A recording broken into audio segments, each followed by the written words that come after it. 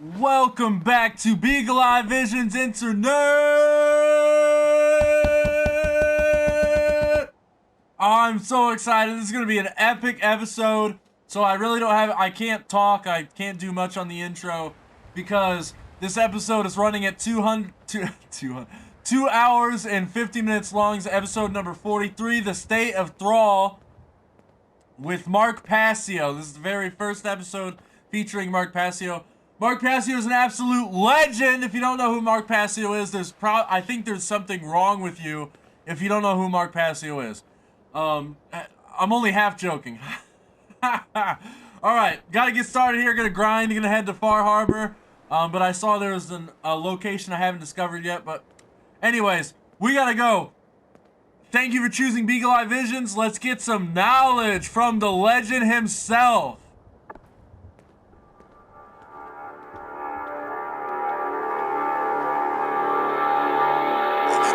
That's one of the things about religion that we have to remember when we're talking about that makes it such a hot topic issue is because we're talking about law. Who gets to be God? Who gets to be God's deputies? Who is the Most High? Who is the divine authority?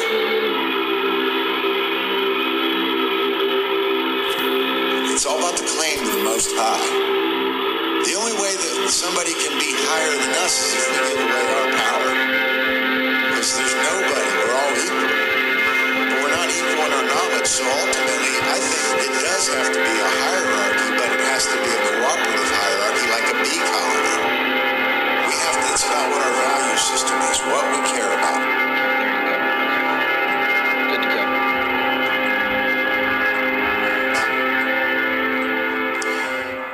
Hello, Hive Mind. Today is March 15th, 2021. I'm your host, Nate Cap, joined by co-host Brandon Martin. Welcome to the 43rd CubbyWhole podcast, where important topics are unveiled, discussed, and tested. Our website is CubbyWhole.com. That's CubbyWhole.com.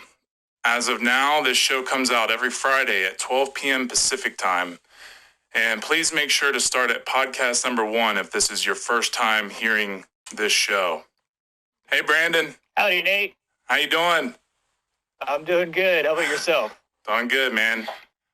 Thanks for coming on the show, and this is gonna be pretty awesome. Yeah, I've been looking forward to the show since we started the whole CubbyWhole podcast, so very exciting. Today we have a really special guest on the show, and this person has gone great lengths to not only learn much of the most crucial knowledge known to man, but then he has processed that information and willfully gifted the whole world with an incredible, synthesized, easy-to-access tapestry of that knowledge for the purpose of truth and freedom. Much of this man's work consists of the occult, natural law, consciousness, mind control, symbolism, spirituality, and much more. Mark Passio's magnum opus can be found in many places on the internet, but specifically on his website, whatonearthishappening.com, where you can find his radio/podcast show, What on Earth is Happening, and it is a gold mine of knowledge, to say the least. And I'm going to speak on behalf of a few people here, Douglas, Brandon, my mother Indica, and I. We really, really appreciate your ambitious, tenacious will to generate such scholarly spiritual work. It's a true honor, Mark. Thanks so much for joining us today. Nate, Brandon, thank you so much for inviting me. It's a pleasure to be here on the CubbyWhole podcast.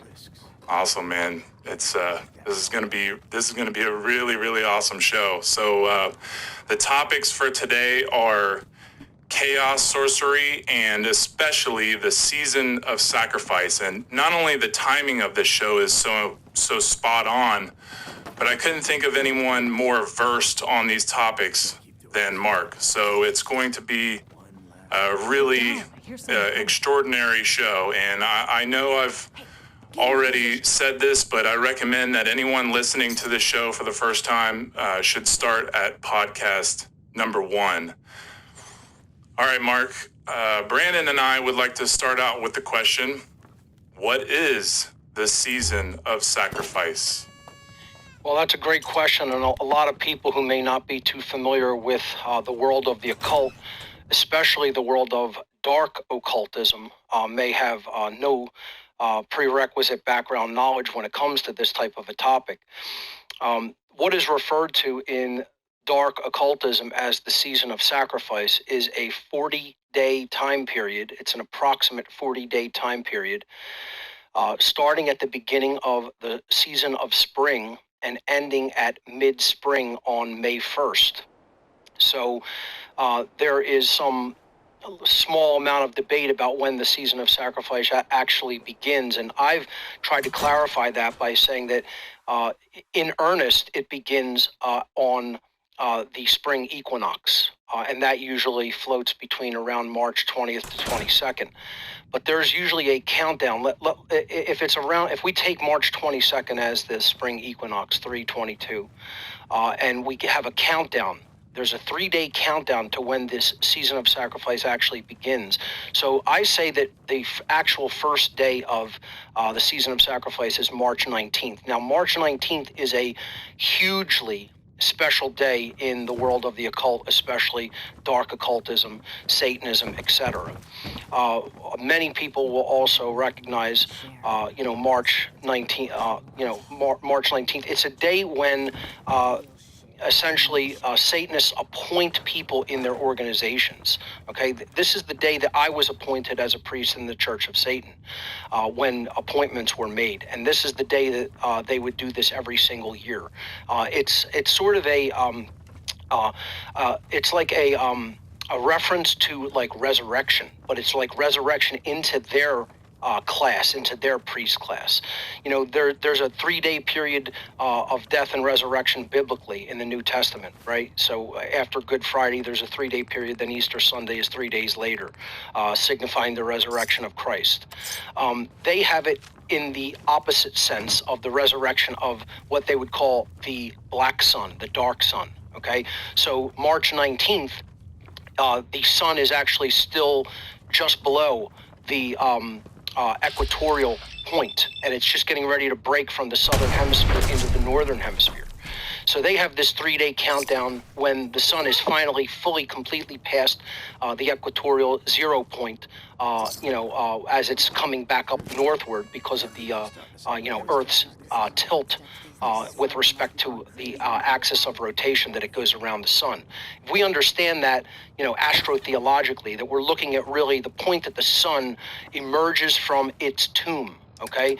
This is a dark, occult, symbolic aspect or ritualistic aspect, if you will, where they're basically paying homage to what they consider the dark sun, the black sun, which is knowledge wielded as a weapon.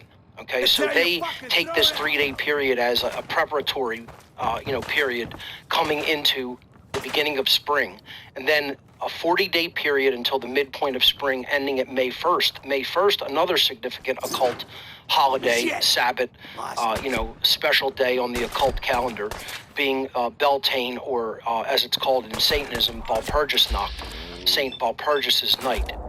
And what that day represents is, fertility rites, giving thanks that the spring, warm weather finally emerging is going to produce a bountiful harvest that will get people through the season of death, which is, fall and winter, where food does not grow as abundantly.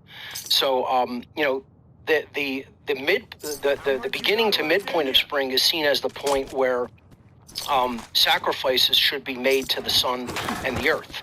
And again, these are ancient, obviously pagan / non-Christian rituals and beliefs. But they are really widely adopted by dark occultists because they take it very literally that blood should be spilled. See, it isn't just about sacrificing to do the work to put the seeds into the ground. We're not talking about sacrifice like that. The hard work that it takes to plant and cultivate crops for a harvest to come later, to sustain people through the winter period. They literally believe in the dark occult of that the sun and the earth are entities that can only be appeased by bloodletting, by blood spilling onto the earth. It's a twisted form of ancient pagan rituals and beliefs regarding the beginning of spring. And they take it in a literal sense to mean that in order to ensure a bountiful harvest so that people survive the winter months, that they have to actually initiate a blood sacrifice during the initial, the first half of the spring season. It's a crazy, sick, twisted belief, but many of them happen to believe in it very literally. And again, as we realize, we don't have to believe in these people's rituals. They are powerful entities. They are people who are really running the world because of the amount of wealth and power that they have currently amassed. And we don't have to believe in what they believe. They are acting upon it. They believe in it. They are acting upon it. I liken the world of the occult to any other religion where you don't need to believe in somebody's deranged religious beliefs for it to have an impact in your life. People who want to go and, bomb an abortion clinic because they're radical Christians can have an effect on other innocent bystanders. So for people to constantly bring out this argument, I don't believe what they believe, so it doesn't affect me, is complete nonsense. Other people's crazy beliefs definitely do affect third parties that don't believe in their beliefs. It's just a logical, fact of the matter.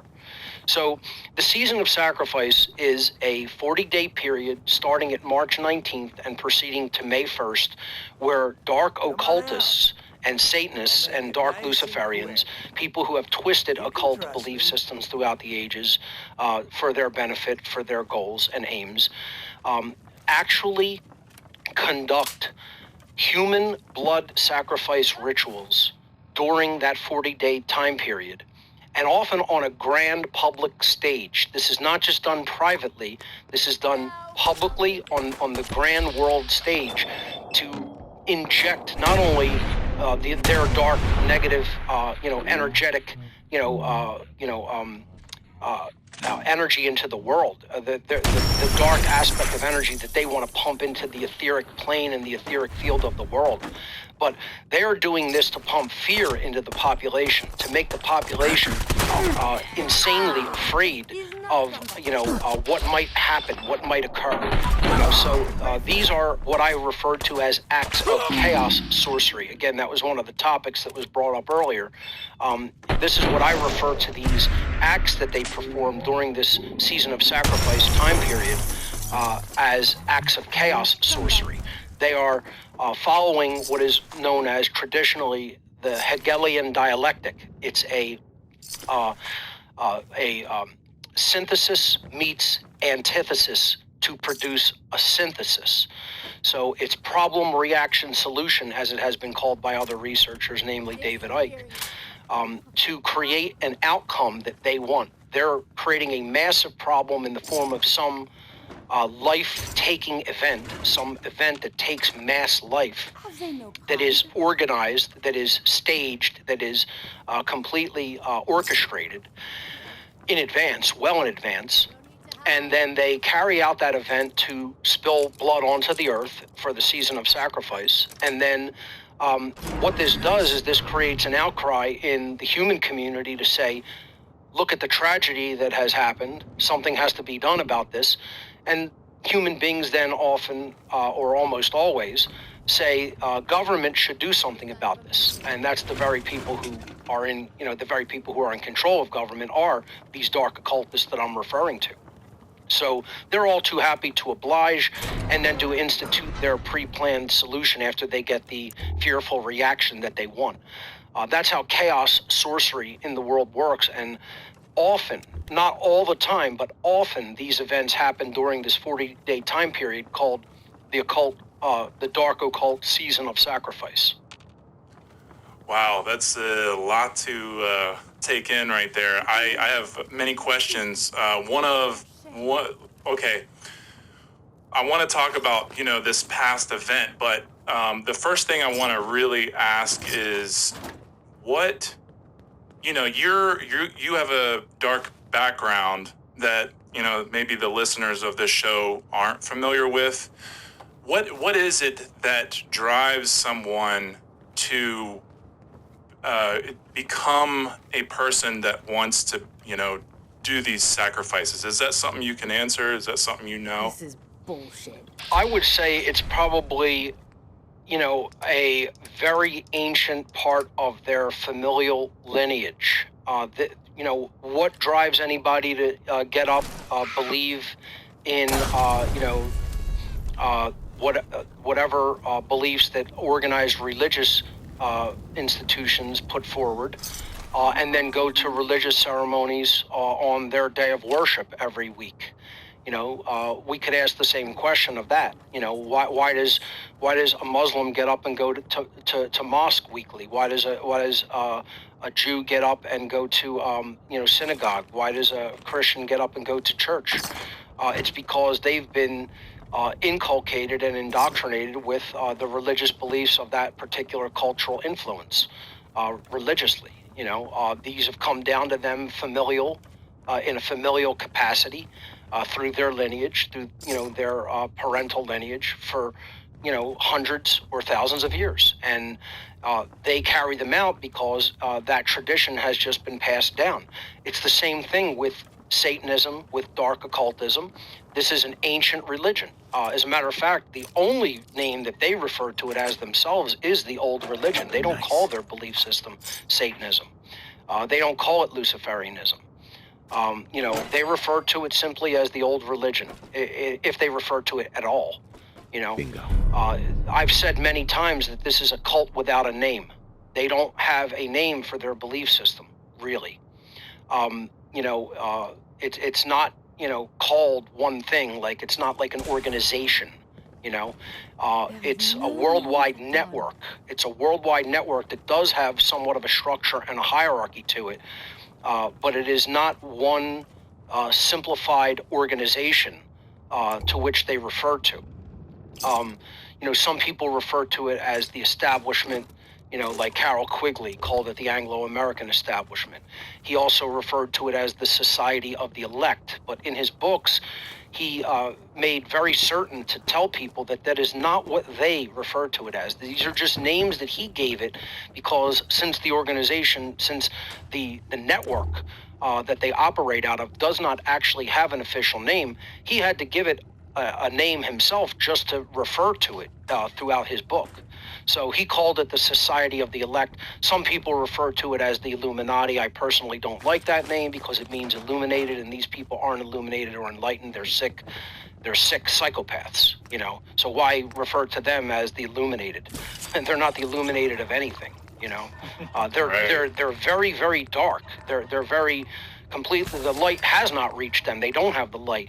They claim that they have the light because they have knowledge. Just having knowledge doesn't mean you have, quote, the light, capital L, That means you're doing the right thing with the knowledge. It implies that you have wisdom. And they don't have a drop of wisdom. All they have is will and information that other people lack. And that doesn't make you enlightened, To have a bunch of willpower and not have one, speck of true care, of heart-based intelligence. It doesn't make you illuminated. It doesn't make you have the light. It makes you a psychopath, and that's what these people are. So I would say that once this bloodline cult in the very ancient world, probably tens of thousands of years ago, seized power because of what the knowledge was that they possessed, which is namely how the human psyche works and operates, and just about every aspect, every knowledgeable aspect of the human psyche and how it works, in addition to having the real laws of nature at their understanding, meaning that they studied true science, not science in the form that it comes down to us in the modern day as government-funded, grant-funded science that is all funded by government and institutions that present grants to scientists, and it's all money-driven. They understood the real natural sciences and now held all of that information very tightly to their chest for thousands upon thousands of years. When that knowledge differential developed over the ages into the power differential that we see in our world today between those who have that knowledge and those who do not, I would say these are the progenitors of those bloodlines that had that knowledge thousands and thousands of years ago. And now they come down to us in the modern world as what I refer to as the dark occultists, the people who their bloodlines had that knowledge, and now they carried it down to them over the generations, held it very tightly to their chest, tried to make sure no one else had it so they couldn't wrest power away from them, and so that they remained in the darkness of ignorance and were easily manipulable and easy to control. And I would say today the biggest expressions of them are not only in formal religious institutions such as the Vatican, secret societies that surround that. Of course, what we would consider secret societies, like Masonic institutions, Rosicrucian institutions, etc., except the dark side of those institutions. There's always two sides to any schools of occultism, the dark and the light, depending on how that knowledge is used. And then, of course, it comes down to them in the form of the modern secular institutions, such as banking institutions, political institutions, and, of course, think tanks, supranational entities, and one of the biggest ways that it operates is in intelligence agencies. Modern intelligence agencies, I would say, are some of the biggest schools of dark occultism in the modern world. That is how this religion expresses in the world, and their ranks are filled with dark occultists, filled with them.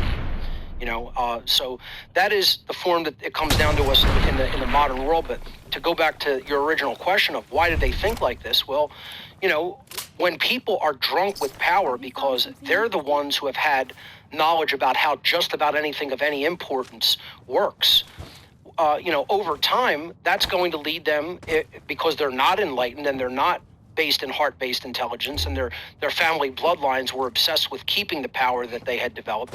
It's just going to lead them to continue to use it as a weapon over other people. They're not interested in teaching others. They're not interested in having the playing field between them and others leveled by other people knowing what they know. They're already in an egotistical, ego-driven mindset. Somewhat psychopathic mindset to begin with. Because this power, has made them, this knowledge has made them drunk with power. So, what leads them to go into this, really crazy belief system is they have never even had to face a challenge in their entire lives.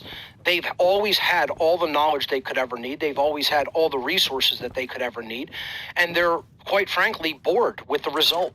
You look at a person who has every single resource that they could possibly ever have, always provided, and have never had to work for it. Imagine that situation. Imagine a person never had to work a day in their lives to accrue what they really have. Their money makes money for them because that was given to them institutionally in their family, bloodlines that just came down to them through inheritance. And they have all the money that they could possibly ever spend, and infinitely more. They start basically toying with people. They start looking at people as toys to be, batted around and played with. They can basically buy anybody that they want because most people have a price to do anything that somebody else wants them to do. Most people won't say no if enough money is flaunted in front of their face. These people can get people to pretty much do anything they say. These people can buy anything that they want. They can go anywhere that they want. They can travel endlessly, never run out of money. They can have whatever possessions they desire at any given time. They can make people do whatever they want because all they got to do is whip out enough cash and the people will say, how high do you want me to jump? And eventually that becomes boring. Eventually they see life as zero challenge. all just given to them for free, you know? So what they eventually start to want is they start wanting control. So that's how this develops. This whole mindset and mind frame develops because they don't want things or situations anymore. They want control of others. So that becomes the challenge to them. How much can I control? How much can I be seen as an authority figure or somebody who owns someone else? Because this is seen as forbidden, right? And then you could look at all the different ways that control can manifest itself. Well, you know, rape is a huge form of control. You know, it's violence. It's not just sexual aberration. It's not aberration, it's criminal activity, right? So they want to be able to get away with things that the normal person can't get away with because they're more closely watched or they're more closely controlled because they don't have the amount of money that they have.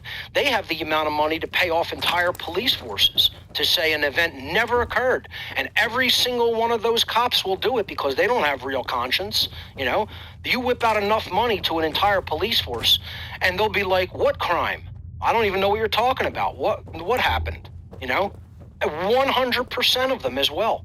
And people think that that's not the case. It's definitely the case, you know, and that's what we're talking about here. We're talking about that much wealth. We're talking about that much power, that much influence.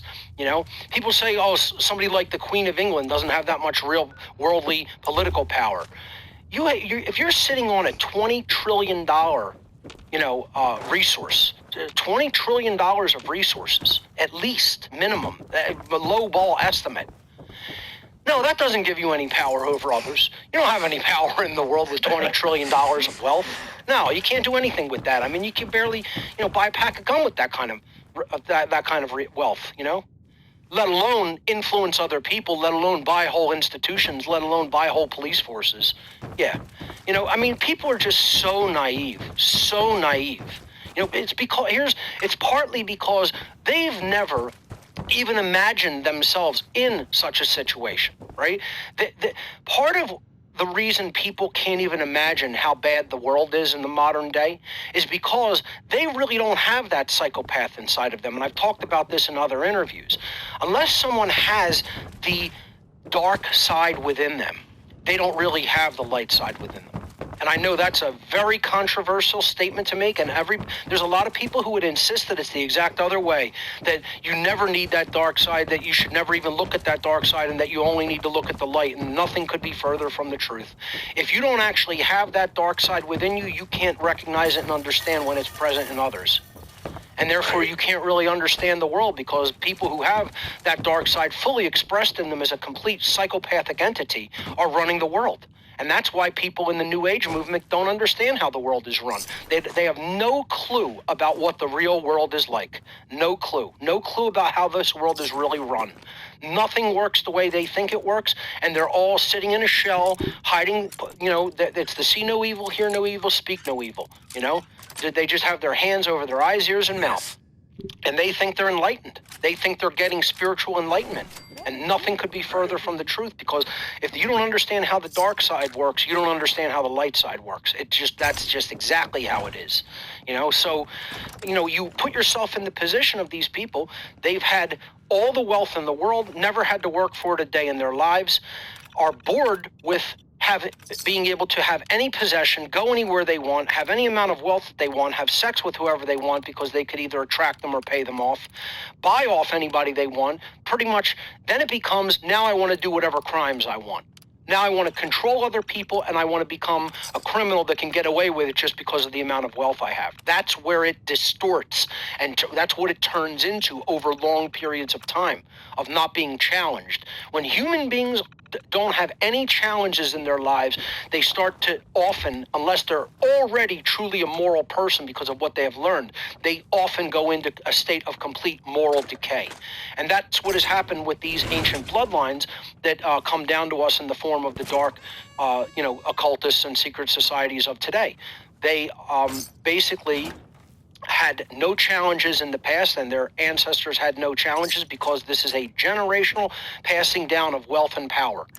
And it eventually gets more and more distorted and twisted mentally and psychologically and emotionally until it becomes, I want to rule over people. I want to be their God. I want to be their king. I want to be their God. And I want to commit whatever crimes that I want to commit completely unchallenged and with impunity, because I could pay off whoever I need to pay off to get away with it. That is where they come down from, and that is ultimately their mindset. Do you believe the season of sacrifice has anything to do with the corona pandemic?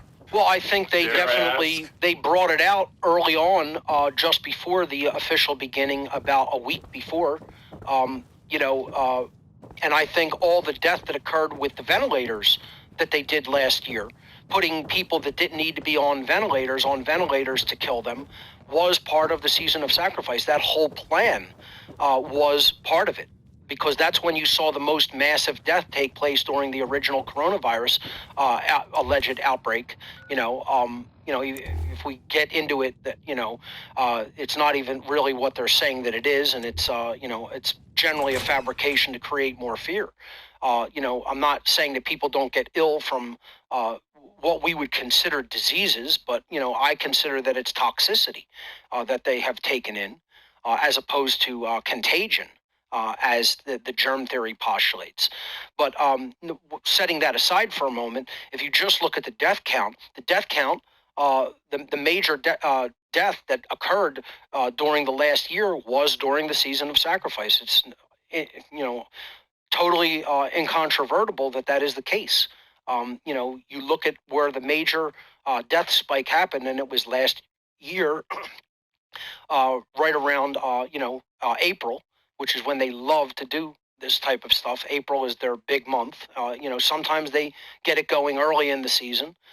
Sometimes they wait till the very end, May 1st, but April seems to be the biggest time period, especially around mid-April, especially around April 19th. April 19th and 20th are the days that you really have to be especially watchful, especially vigilant, because April 19th was the first, the day that is commemorated as the opening shots of the American Revolution at Lexington and Concord in Massachusetts. And one of the biggest, aspects of the dark occult is the royalty of Europe, especially the Crown of England. And, the royal family of England vowed eternal revenge against the colonists for the beginning of the American Revolution, and having to spend the resources to send their henchmen, over an ocean to go wage war on another continent. And also, basically making them look bad that they, didn't press that war to its completion because of the costliness and life that it would have cost to keep sending troops over an ocean. And they just vowed eternal vengeance, was the vow that was made by the king at the time, George III. And he said, my ancestry will continuously wage vengeance against America, and they have, it's a reference to the coronavirus, the crown, right? It means the crown. Corona means crown, okay? Right. So, just that right there is showing you how symbolically they like to do things, This is all about, the royalty that thinks that they're God, the secret societies that think that they're God, the intelligence agencies that think that they're God. I've said many times that the problem that we are up against in the world are psychopaths who think they're God. They believe that there are gods. They believe there are owners and are gods. And that's what authority is. Authority is, you have no right to challenge me because I am better than you. That's what royalty is. That's what government is. That's what tyranny is. That's what any authority figure is saying, you have to obey me just because I'm me and you're you. That's it. If there's any, psychopathic power differential, that's it. These are people that just believe they have authority vested in them, and they're just better than other people, and they could tell them to do whatever they want and make them do whatever they want. And if they don't want to follow, they'll do violence to them. If they don't want to agree and they don't want to comply, then they'll just pay henchmen to do violence to them. And that's all the police and military are. Henchmen paid to do violence to people who don't want to comply with the ruling class's commands. That's all they are. That's all they ever have been. Absolutely. Yeah. And the fact that people still can't see it, the fact that people still can't see it and still go into these institutions is unfathomable to me. Simply unfathomable. You know, they will go and do violence to others for a paycheck thinking that they're the good guys. They're not the good guys. They're people who are henchmen, criminal thugs doing the bidding of the psychopathic elitists who believe that there are gods. And that's all those institutions ever have been. And people want to believe that somehow these people are doing something honorable or heroic or noble. No, they're not. They're following the orders of psychopathic lunatics for a paycheck. There's nothing honorable or noble in that. If you want to do something honorable or noble, learn objective morality and teach it to other people, and don't go into psychopathic institutions that are serving the ruling class. You know, there's nothing honorable in that. Agreed. It doesn't show your courage either. There's nothing courageous in it. Often these are some of the most non-courageous, absolutely cowardly people. You know, and I'll say it right to their face. You know, that doesn't matter to me. You know, these people don't have an ounce of courage in them, because they're not standing up to the people who are really running the world and are the real criminals of our society. Those they won't touch because they're paid not to touch them. But hey, oh my God, forbid if somebody sells loose cigarettes on a New York City street corner, then strangle them to death. You know, that's the whole MO of the entire police force everywhere. You know, there's a law for them and there's a law for everybody else. You know, there's a law for the elite, so-called, and then there's a law for the average person. You know. So yeah, I tend to refer to the order followers as the bane of freedom. That's it. Because of exactly what you're talking about. Exactly. Yep. And just think about this. The real problem with the world isn't this religion, isn't this psychopathic, lunatic, dark occult religion that I refer to as the cult of the Black Sun, or people refer to as the Illuminati. It doesn't matter what you call them. They're garbage souls that haven't developed any amount of true intelligence within them over their whole soul lifetime. Okay? That's all they are. Let's call them what they are. They're the garbage of humanity. That's all it is. It's their sewage. Okay? The real problem is not that sewage currently runs humanity. The real problem is the people who say that they're good people listen to and follow sewage. That's the real problem. Right? So the real problem is, how many people in the world that did this total garbage of humanity, this so-called elite class that is actually the bottom of a garbage barrel, okay, pulls out a bunch of cash and says, you do this, do my bidding, and this is how much will go into your bank account, okay? They tell them, I'll transmit this much money into your bank account on a monthly basis. The question is not, what do we have to do to fight this ruling class? The question is, what do we have to do to stop doing their bidding for money? Because how many people, the question people really need to ask and answer it honestly, how many people would not do an immoral task if asked to do it by one of these sick psychopathic Satanists? Okay, if enough money were transferred into their bank account on a monthly or weekly basis. Right? So if $100 million were going to be transferred into some people's bank account each week, right? $100 million a week was your pay to go and do whatever these people tell you to do. The question isn't how many people would do it. The question is how many people would not do it. How few people do you think would not do it for a type of money like that? Hey there. This area is hardly anybody is the answer. I don't know anybody that would personally. Hardly any human being on Earth. Yeah. And guess what? That is the problem. That is the problem. See, we have to convince people to stop doing what they're doing, even though it will benefit them tremendously financially from doing it. That's why the one great work is as hard as it is, because it's not just a matter of getting people to accept what right and wrong is, because many of these people know what the difference between right and wrong is and don't care, because too much money is entering their bank account on a daily basis, on a weekly basis, for them to say, I care enough to stand up for what is right. So they're not really good people. you know? And this is all the paid henchmen are. They're not good people because they're saying my pension means more to me than what's true. My pension means more to me than being asked to be a person who enacts tyranny on other people. My pension means more to me, or my weekly paycheck means more to me than, doing the right thing, than actually standing up to evil, than actually standing up to bad people. You're not standing up to bad people. You are bad people. The people who are members of the police and military, you're not standing up to the bad people of the world. You are doing the bidding of the bad people of the world, and you are one of the bad people of the world because you take a paycheck from those people to go out and do bad things to good people. You're preventing good people from exercising their rights, and you're letting people who have no right to do what they're doing get away with criminal behavior. That's not a good person. That's a complicit criminal. That's a person who is also a criminal in conspiracy with a higher level criminal, taking a paycheck from them, taking resources from them to cover up their crimes and to do their bidding, which is also criminal.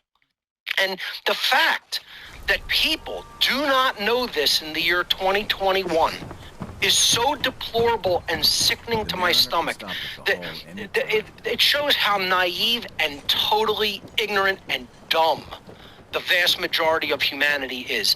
And it has to be said bluntly and flatly like that. It's a shame, but it is also the case. It's also true. That they so have their fingers in their ears and don't want to hear the truth. That people like this get up on a daily basis and go to a job where it is their job to essentially protect and cover up the crimes of psychopaths and pedophiles. And they go and do that job on a daily basis and then proclaim in the next breath, I'm a good person. No. See what you have on You've top. sacrificed the good part of yourself for mammon. See, that's also part of the, quote, sacrifice. That's also part of the continuous creation and, propagation of chaos, is they have to get people to sacrifice the good within them. That's the biggest sacrifice ritual of all. That's why they call their sacrifice ritual at Bohemian Grove the cremation of care. Right? Because that's what ultimately they're doing, is they're killing the heart-based intelligence, the care within the individuals to just do whatever they're going to do to other people for a paycheck and crush and kill and murder their conscience, immolate their conscience. The cremation of care. That means the burning away of conscience. That's what the ritual at Bohemian Grove in California, Southern California, that's what it means, That's ritualistically what they are doing. And it comes out of an ancient Carthaginian sacrifice ritual called the Moloch ritual. The Moloch ritual was a making of in effigy of the god Molech in the ancient, Babylonian / and then later into the Canaanite, ritual tradition. This huge wooden effigy in which then the people of the Carthaginian culture would place some of their firstborn. Each one of these wooden effigies would often have 2 to 3 pits built within them, inside of them, that would be burnt up like a huge oven as the huge statue effigy was burnt, was set ablaze. And, you could look up this ritual. It's called the Moloch ritual, Molock. The god that these firstborn infants were offered to in ritual sacrifice, in ritual immolation, was Molech, Molech. And Molech is actually named in the Bible in several places. But this was a well-known sacrifice ritual back, around 2,000 years ago or more. And, they carry it down today as the cremation of care. It's done in an effigy, similar to Molech, is placed out on this riverbank, and then an effigy of a small male child known as Care, because Care is actually action. So it's a small male child. Care gives birth to action, in the world, gives birth to right action. So heart-based intelligence eventually births right action in the world. And so they are ritualistically, symbolically burning up an effigy of the child known that they call dull care. Don't need this. This creates no excitement in your life. This is just dull and can be done away with. It's unneeded. It can be just tossed aside. When in fact, what it really represents is heart-based intelligence and care energy of the heart. Caring about, having conscience and caring about what your actions do to others, and they're ritualistically immolating that. Now, I would say there's probably a real ritual taking place, in the woods behind the scenes at real sacrificial altars that they have built, that there are many images of, that certain people who were, members went, in the background behind that statue of the Owl of Bohemia, as they refer to it. Which is a ritual symbol of Molech, the god Molech. And, many people have actually taken photos of the sacrificial altars that they have further back in the redwoods at that location. So this is another aspect of, ritualistic chaos sorcery. They're getting people to participate in the destruction of their own care. And, it happens at a lower level. That's where it's, I guess, done up with ritual and trappings, but this happens on a daily basis. Happens on a daily basis with people accepting the paycheck that they accept on a daily basis. They are basically immolating their heart for the god Mammon. It's no different. They're just basically saying, I know that it's wrong. I don't care that it's wrong. All I care about is me, and I'm going to do this for a paycheck. And there's no better example of Satanism than that. Satanism is that.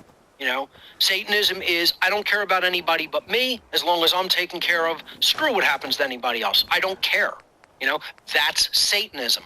And how many people think like that? How many people on a daily basis, that's their whole thought process from the minute they wake up till the minute they go to sleep at night, is, I'm going to be out for myself. I don't really care about what happens to anybody else. I'd say it's almost all of humanity. I would say it's over 97% of humanity. If 3% of people are not like that, it's an amazing accomplishment at this point. Okay, that's the numbers that I would put it at. And if we can't continue to go on like that and expect that things are going to change, we can't continue to go on being people who are that selfish and self-centered and thinking that we're not serving Satanism. That's exactly what Satanism is. By my definition and standards, 97% of humanity have been inculcated into the religion of Satanism. They just don't know what it is. It's out for self-interest. No, that's the religion of Satanism that you have been secretly indoctrinated and inculcated into participation in, into being a member of that cult. Most of the people on the street that you walk by are members of the cult of Satanism, but they themselves don't know it. And not like they're professing that they're going to worship Satan or anything. I'm not even talking about an entity that people believe in. I'm talking about a way of life, a way of being in the world. Satanism is not the worship of anything, okay? And people out there who are of religious persuasions will insist that I'm wrong. I'm not wrong. I was a priest in Satanism, okay? I was a priest in the Church of Satan. I know what the religion is, or I wouldn't have been made clergy of it, right? Were you clergy of a religion? Were you actual appointed clergy in an organized, recognized religion that is a recognized religion? This is actual charter religion. It's in the United States Charter of Religions, okay? So to anybody listening and saying, I don't know what I'm talking about Satanism, which is always a considerable amount of people who think when they've had zero involvement in it, they know more about it than I do. When I was clergy in the religion, just think about that. That is how totally hard-headed people are. That is how totally egotistical people are when it comes to rejection of knowledge from first-hand experience. I see comments and people saying all day long, Mark Passio doesn't know what he's talking about Satanism. That's not what Satanism is. And then I'll ask them in the next breath, were you clergy in a religious organization that was a satanic organization, that was espousing the satanic religion? And they're like, no, I was never anything like that in my life. And then I'll say, well, I was a priest. I was clergy in the religion of Satanism. You were not. So what qualifies you to say you know more about what the religion of Satanism is than I do? You know, this is how egotistical people are. So I'm telling you from a first-hand experience being a priest in the Church of Satan, by my definition, by my understanding of what the satanic religion was, and I know a considerable amount because I was appointed as a clergyman within the religion, okay? The vast majority of human beings, by definition, are Satanists because of what they think and believe on a daily basis, because they're acting out of a position of pure selfishness. And that's what Satanism ultimately is. The first tenet is total egotism. Egotism run rampant. That's what Satanism is. If I could say what Satanism is in one statement, it is Satanism is the state of consciousness by which you only ultimately care about yourself and you don't care about anybody else in the world, really, ultimately. You know, you could say, oh, I care about my family and friends. That's not what I'm talking about. It means you don't have a wider care of what happens in humanity. You don't care what happens in the world. You don't care what happens to strangers. You don't care what happens to your fellow countrymen and your fellow earthlings at large. You only care about yourself and your own. And that's it. That's Satanism. That is exactly what Satanism is from a perspective of someone who was clergy in the religion. How long were you part of that? The clergy? I was involved in it for many years before I was appointed a priest in the Church of Satan. So I would say probably from about 1990, late 1991, early 1992, I was already significantly involved. And I was appointed priest in the year 1997. It was either 96 or 97. I think it was 97. And then I finally said that I'm not part of this anymore, probably around sometime in 99, 2000, once I really started seeing what it was in a heavy way. I would say overall around 7 to 8 years. You know, totally espousing the ideology, finally coming out of it just before 2000, around 99. What was it that... And I wasn't fully out of it then. I just started reversing my mind frame then. You know, I wouldn't say I was fully really out of the mindset until about maybe 2004, 2005. Let's say 2004, fully out of it. What was it that snapped you out of it? Like that really made you say, I gotta turn this around and do the right thing? Question. It was attending rituals in my tri-state area and seeing people involved in Satanism from every institutional body that wields power in the world. So there were people attending satanic rituals and groups, and what they call, their covens are known as grottos.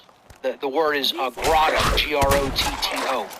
Grotto is like a clearing in a forest or woods, and they call their meetings, their what you would call covens in witchcraft, they call them grottos. Okay, so when I was attending satanic grottos in my area, I saw people from every institutional walk of life attending.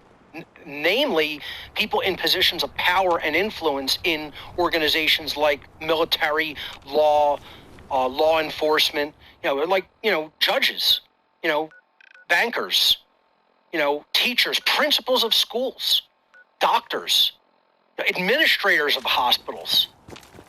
You name the institution, you name the position of power, people were attending grottos of Satanism that were in those walks of life and in those positions. So when I saw that this isn't just like your average person getting together because they want some knowledge and they want to learn how certain things work. No, these were power brokers assembling in different areas, that were members of this religion, that were totally in their mindset, at full adherence to this religion. Totally selfish, egotistical, psychopathic people that only cared about themselves and advancing power. But see, what really made me say I need to walk away from this wasn't just because there were individuals doing that. They were all working together in concert, and they were trying to advance a pre-formed, pre-planned agenda at a much, much higher level that was barely visible to me at the time. You know, they weren't calling the shots, they were following the orders. They themselves were order followers at a lower level from something that was just out of reach, up much higher up the totem pole, up the hierarchy. And when I started to gather and learn about what that was, it was about the enslavement of all humanity, because there is a priest class that is much higher up in the satanic network hierarchy that's calling the shots. These people are just henchmen doing the bidding of this higher level priest class. And they're thinking, like, I'm going to get the fall out of this. I'm not going to be somebody who's enslaved. You know, everybody else is going to be enslaved. We're going to sort of be the managerial class who are helping to just keep them enslaved because of what we know and what we have done. You know, we'll be thrown that bone where we're not fully enslaved. We have a certain modicum of freedom as long as we're continuing to do the bidding of the higher level occultists. That's what the groups that I was involved with, that's how I would categorize them. So when I saw that that's what it was really about, was human enslavement. Let's just say it out in the open. You know, that's what they were really about. That's when I said was ancient hidden knowledge to give us a leg up on our fellow ignoramus around us, all of the, what I call the ignorati, you know. That's what's real. Forget the Illuminati. The ignorati is very real. You know, that's almost every human being around us. When I saw... That's a good one. willfully ignorati. When I realized that the occult, the dark occult, was far more than just getting a leg up on our fellow ignorant human beings, so that put us in a better life position, right? That's what I considered the occult was when I got involved. And in my ego, that's why I wanted to get involved when I was young. I'm like, I want this knowledge about the human psyche and psychology that gives me a leg up on whoever I'm interacting with. I want that, you know? But I never signed up to enslave everybody around me, you know? And when I found out that's ultimately really what the agenda was, then I said, no, you know, I'm not going to be involved in that. And many people gladly go along with it. They discern over time, oh, that's what this is? This is about us being the kings of everybody else? We're the kings and queens, and they're the peasants and minions? Oh, yes, sign me up. Let me go further. They get excited about it and want to be groomed for further involvement. When I heard that, I wanted to vomit at what I had become involved in, you know? And people don't know that this is what this religion is. And most people will go along with it. Most people will even hear what the real agenda is, and they'll say, sign me up for further involvement. That sounds like my cup of tea, because I want to be the king. I want to be the queen. You know? They don't want real freedom. They want their own freedom. They're not interested in freedom for humanity. They're interested in their own personal power and freedom. You know? And all too many people in the so-called freedom movement are the my freedom people. You know, they're not out for real freedom, or they would be learning natural law. You know, they would stop believing in moral relativism, which is the second tenet of Satanism after pure egotism. You know, a lot of the people in the whole freedom movement have a lot of the satanic characteristics. You know, they generally have the first two in huge abundance. Ego that's kind of run out of control and run amok, and moral relativism. The idea that mankind can make up what right and wrong are. Right and wrong are objective standards that exist in the fabric of nature, in reality. That they're you know, moral relativism says that morals aren't objective. You know, they're not based inherently in nature. They'll say that they're subjective and they're based on the perceptions of human beings and the whims of human beings, you know? All right. That's a great spot to take a little break here. I'm going to get some food. I got to cook some dinner. Like I said, Mark Passio is an absolute legend. He always gets me fired up. I can't wait to continue these episodes and continue through Far Harbor and level up and grind. Oh, yeah. Stick around. Thanks again if you made it this far. You're an absolute BA if you have made it this far. And Study more of Mark Passio's work. He's got a bunch of presentations for absolutely free on YouTube. And speaking of YouTube, hopefully they don't take this episode down with all the testy stuff they were talking about. All right, stay tuned and stay golden, everybody.